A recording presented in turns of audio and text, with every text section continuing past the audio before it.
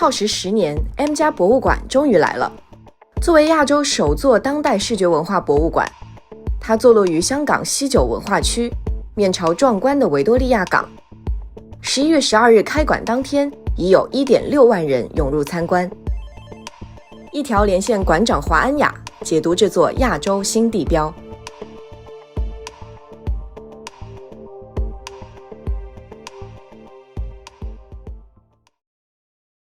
M+ will be covering 65,000 square meters,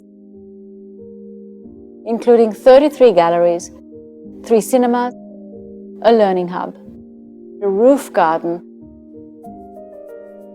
Designed by world-renowned architecture firm Herzog&De Meuron, a podium and a slender tower that fuse into the shape of an upside-down T.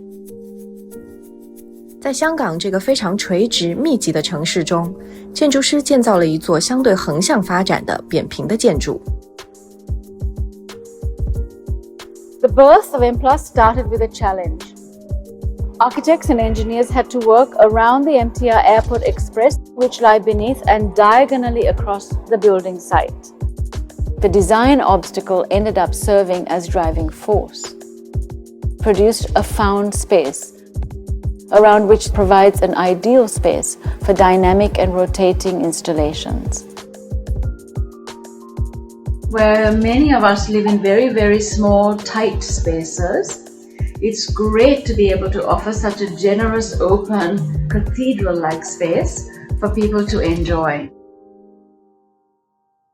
The museum is using the terracotta, the bamboo, and concrete.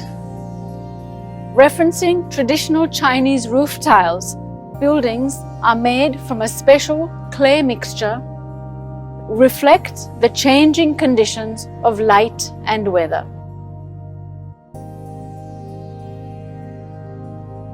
M+ 博物馆拥有馆藏近8000件，6场开馆大展将率先带来约1500件作品。其中，地下大堂展厅的香港此地彼方最能体现这个城市的故事与脉动，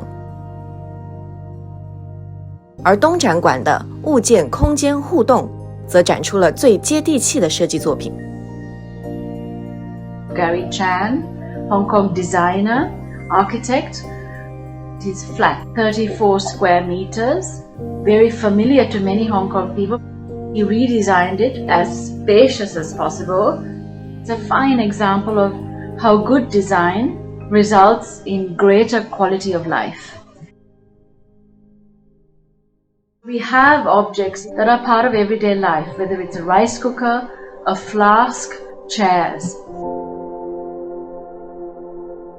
including our great sushi bar made by Kuramata in Tokyo.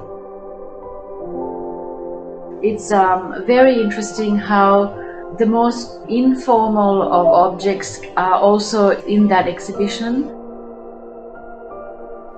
除此之外，中国当代艺术重要收藏家乌利希克将1463件总价值1.7亿美元的藏品捐赠给 M+ 博物馆，回顾了当代艺术在中国40年的发展。还有一间个人展厅属于安东尼·格姆雷，亚洲土地由这位雕塑家与广东300多位农民共同制作，体现了人与土地紧密的连接。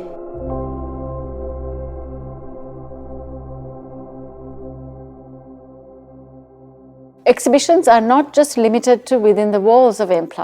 Facing Victoria Harbour, panelled in LED lights that transform the building into a coarse-grained display screen that invites visitors to enjoy the museum's programs from afar after dark.